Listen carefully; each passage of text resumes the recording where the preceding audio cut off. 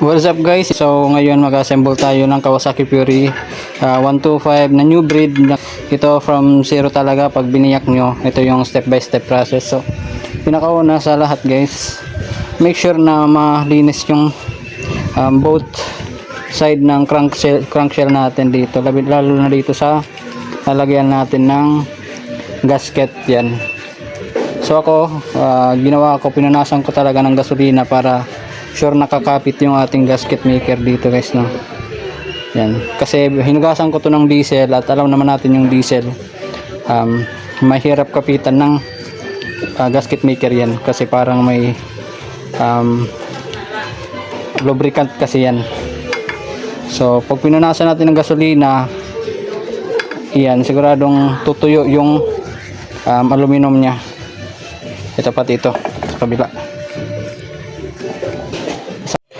Okay, so assemblein muna natin yung transmission gear. So in case nabunot nyo yung transmission gear guys at hindi nyo alam paano ibalik, ito yung nga pala yung pagkakasunod-sunod nyo.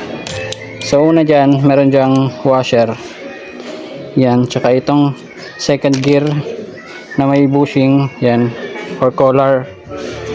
Tapos yung susunod dyan, ito yung ating fourth gear yan. Yan. So ganito yung tsura nya. Yung maraming ipin, 6, tapos ito yung may 3. Pasok natin dyan. Next is yung ating collar or bushing. Pasok natin dyan. Tapos itong second gear. Yan. Tapos itong washer. Alright. Okay. So ito yung input shaft natin. Alright. Ngayon naman sa ating output shaft, ito yung malaking gear na to, tapos yung may kanal dito yan papasok guys, no. Tapos sunod dito is itong primary gear natin. Tapos the rest is nakakabit na sa ating output shaft. Nandito yung ating sprocket. Alright, pasok na natin to. Tingnan nyo na lang guys, ha. Ayan. Tapos ito yung shim, yung sinasabi natin yan. Pasok lang natin yan dyan, and then ito na yung may kanal, ito yung nakaharap dyan sa may shim. Right. Tapos sa pagpasok naman guys, sa paglagay, hawakan lang natin yung ating input shaft tsaka yung output shaft natin. Tapos yan, pagtapatin lang natin ng ganyan. Tapos pasok na natin to dito. Yan, just make sure na may play yan. Tapos ito guys, napaka importante nito, yung naka-usli na yan, iharap nyo lang ito. Next is yung ating shifting drum. So dalawa yan, merong dalawang parang pin. Ito yung nasa neutral light natin, ito yung nakaharap sa taas. Tapos ito naman yung ipapasok natin dun sa may bearing na yun. Okay, ito kasi yung hawak sa flower. Alright, lagay lang natin yan dyan. Bang. And then pasok natin ito dyan para hindi na kayo malito guys. Next is yung shifting fork natin, dalawa lang yan. So isa yung malaki at isa yung maliit. Hindi tayo malilito dito kasi nga hindi naman to papasok pag mali yung pagkakalagay. So ito, tingnan nyo na lang. Right, dyan. And then ipasok natin yan. Ito yung maliit na shifting fork. Alright, and then pasok rin natin dyan. Tapos last, ito yung kanyang dalawang pins. Hindi tayo magkakamali dito kasi pares lang sukat to. So kahit saan nyo ilagay dyan, pasok na lang yan. Tapos sa kabila. Alright,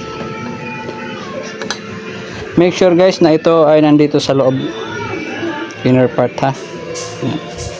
Tapos okay na tayo dito guys. So check nyo na lang kung nag-shift siya. Sunod naman natin na ilalapat na natin yung ating gasket maker sa ating crankshell. Right.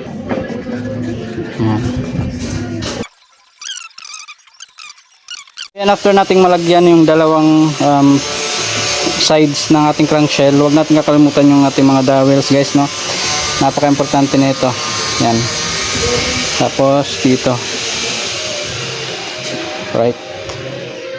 Ito yung magsisilbing kasing guide natin sa pagpapasok ng ating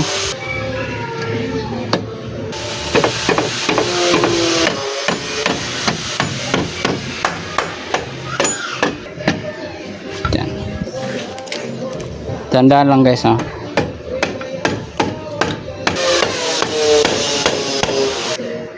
Yan. So after na yan guys, ilalagay natin yung ating mga tornilyo paikot.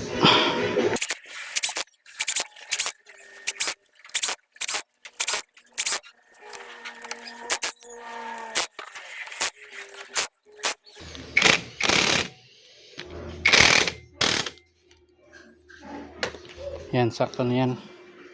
So next natin ilalagay guys is itong ating chain guide. Right.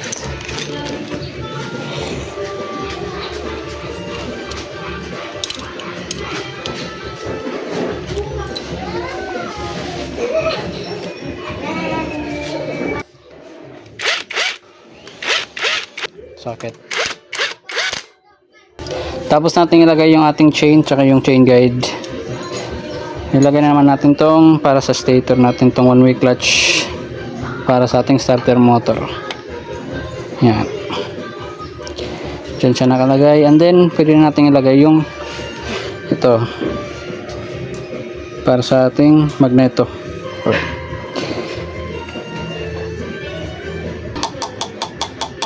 Next natin ilalagay ito. Right.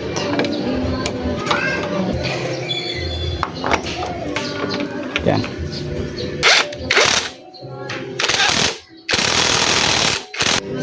Tapos ilagay na natin tong para sa kanyang starter motor. Yan. Tapos yung pin. Right. So ito nga pala yung gagamitin nating paper gasket. Yan. FMP para sa Fury. Alright, so kunin lang natin to.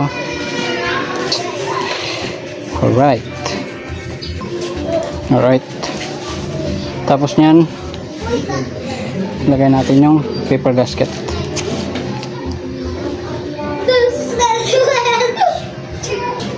Tapos lagyan natin ng dowel pins guys dito, no, sa kadalawa.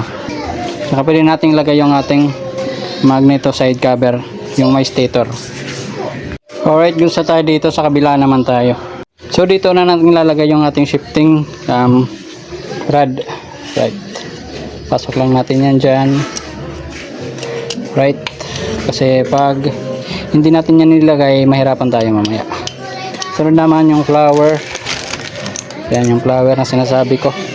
Tapos ito, yung kunya na to, dito nyo na ipapasok dyan. Angat nyo muna yan, tapos pwede na natin ipasok to. Yan. Tapos ito. Alright, so ikakabit na natin tong clutch side nya, tsaka yung ating one way clutch. Ganyan siya. Tapos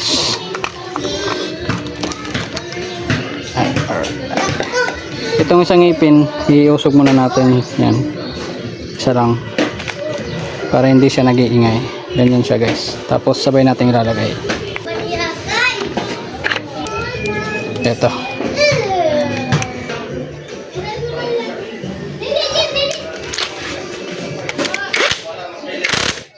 Tapos another 19mm. And tapos yung bearing na. Lagyan natin dito. Right. Tapos next natin ilalagay ito guys. Yan. Tapos dito. Hindi kayo magkakamali dito kasi meron yung line dito para may guide tayo. Ganyan siya guys. Tapos pwede na natin ilagay yung crankcase cover natin dito. Huwag kalimutan yung oil filter na nakalagay dito guys, ha. So ilagay natin yung oil filter. Yan. Tapos okay na tayo dito guys. Next natin kakabit yung ating block tsaka yung head natin.